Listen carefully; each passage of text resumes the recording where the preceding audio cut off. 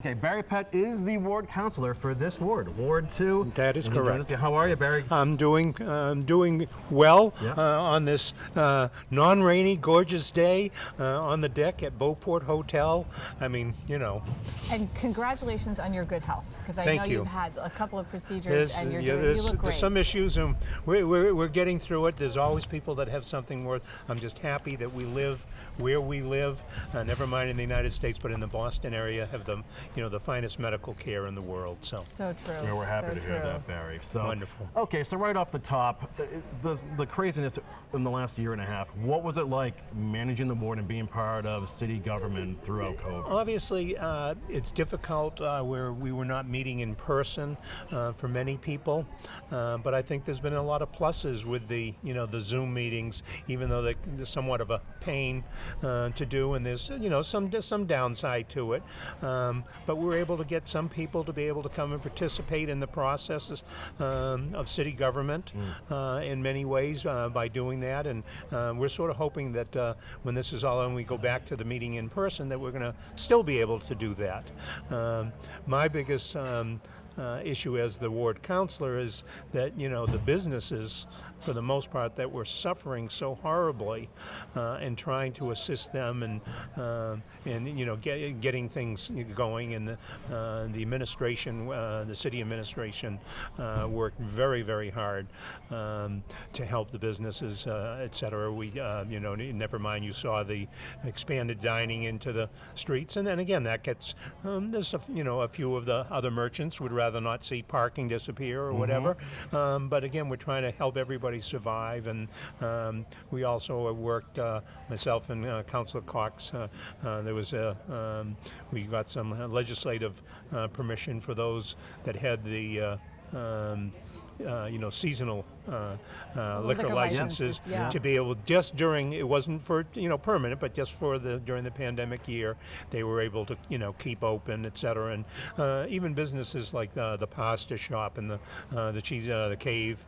those types of things, or the Tony's Variety that had seasonal licenses. Right. Well, it made a big difference in for getting an extra 3.5 months of sales, in being able to survive. Right. So what will happen with those licenses? Are we returning to Oh the yes, seasonal? yeah. Okay, That's so that's definite. as of now, we're back in the normal procedure, as though that had Cycle. never happened. Okay. So seasonal licenses are. I mean, there's a lot of discussion about changing the way we do things around liquor Right. licenses. But again, that's something that the city has to decide how they're going to, what they're going to do, and if they want to change things, they can do that. But like many right now, as if the city wanted to, okay, they just ask our legislative delegation, Representative Ferrante and Senator Tarr, for some additional liquor licenses, and that goes through up at the State House all the time. Yeah, right. So.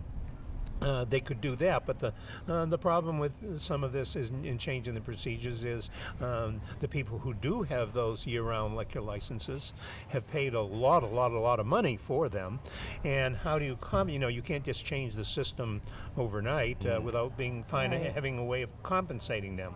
Right. So there's there is discussion among some people and about changing that, but for now it's just as far as from my standpoint, it's supporting all the businesses we have in whatever way, and then also trying to help our just the citizens, never mind that have been impacted by the pandemic, but just in the normal things. We have families have kids. We have the issue of a new school going in, and throughout, especially in Ward 2, the downtown, which is most of downtown, there's traffic and parking issues. And I work on all those with our constituents all the time. Right. And it seems like it's something you just may wave the magic wand and you correct the issue, and it's not that at all. It's a constant issue. But those are things we work on, and then we have obviously you have the marine waterfront. The working waterfront, And the working waterfront that has, it's not what it was just 10 years ago. It's not what it was 20 years or 30 years ago or whatever. But we have to find ways to keep supporting our local marine economy, coming up with some new ones like through GMGI and some of Yeah, those types of great work, type of work. But nationally, the government seems to not be on our side. I sort of leave it at that. No matter what some of the politicians say, it's more like a local fight to be able to still survive, and that's we have to. And again, the city administration is working, on a daily basis trying to, help that happen. And the council doesn't do, we're the legislative body for the city, so it's not like we can't wave that magic wand just by passing a law. But we can listen to the fishermen. We can, help where we can, and support the efforts of the city going forward, especially when they're working with the state delegations and the federal delegations both. Right. Barry, just for our listeners, I would love to hear you list the crown jewels, speaking of crown jewels, of the working waterfront, because there's some very serious businesses on the Gloucester waterfront that people may not be aware of, right? They don't even see, here we are, a couple of doors down, okay? You say Ocean Crest Seafood used to be a large, company that was bringing fish over there and filleting fish and distributing it. Now their biggest thing is, what is it? Fertilizer, right? Neptune's Yeah, Harvest. Neptune's Harvest, yeah. But that's a big business. It's a very large business. Yeah. Nationally, and I don't know. I don't know if it's international, but I believe it is. Yeah. It has Yeah. gone international. That it's a phenomenal Immortal thing. Arrow Lobster is like Immortal Arrow has multi-star. been around. Sometimes I think of Joey over there, and everything else, and it's like he gets all the TV time and the internet stuff with Good Morning Gloucester and everything, which is wonderful, and he does it. Has a wonderful business also. But like I said, Immortal Arrow Lobster is huge industry. It's right? a very very large business. Yeah. You've had. And again, new things. GMGI, that building is just what's happening in there. It almost seems like there's a new story, every month of something else that's happening down there. The So cutting edge science. That's wonderful, and to see the development at Maritime Gloucester, and now with their the little aquarium they have, and so many of the programs going on, and even next door to there, the Harbor Master's office. They've been able to redo things, and now we have, for some of our visiting, recreational boaters, they have wonderful facilities there. They have shower facilities. Right. They have all those types of things. Right. So again, there are things going on the waterfront, but it's again everywhere, and it's difficult for people to get employees, and I'm not sure. I don't want to get into the politics of what's going on with some of that, but it's a shame that businesses that are trying to open back up and get past the pandemic, are some of them aren't able to open or open the way they want to because they can't even get the help. Exactly. Right. Well, so let's get into the politics of politics now. So we have a big election coming up. You are running again, yes, right, for Ward 2 Councilor. Well, I don't know how much I want to dip into this, but I think there's going to be a lot of changes this fall. Yes. I mean, a lot of big names who've been in the political ring for a long time are not running again. Yeah. And that's the case. But if you look at your individual wards, Scott Memhart in Ward 1, who knock on wood. I don't want to knock on the microphone here, but just had a heart transplant less than 2 months ago, and he's running unopposed there. In Ward 2, there were 2 people that had taken out, but now it's only one. Okay. And in Ward 3, as far as I know, I think Adam Orlando is the only one running. so, you're right. Even though, Council President LeBlanc was there for 10 years and has, is retiring. In Ward 4, Vice President Val Gilman is running unopposed. And in Ward 5, Sean Nolan is running unopposed. So that, the ward councilors are hopefully, if I'm included, are being fairly consistent. There's a wholesale change in the at-large race.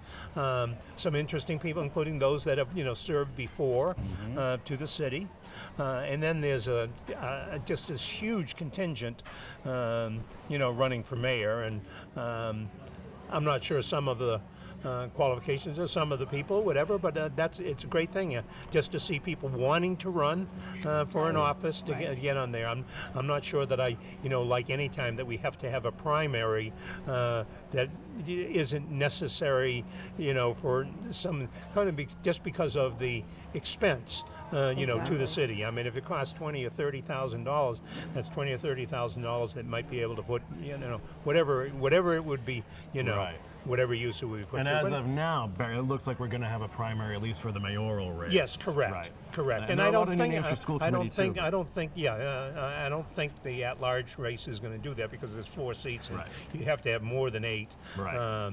et cetera. But I mean, again, Melissa Cox, who thank God for her work on budget and finance. She's been so detailed with that, and she was 2 before me as the Ward 2 council before she became at-large. She's wonderful. She's not running. Council President LeBlanc is not running.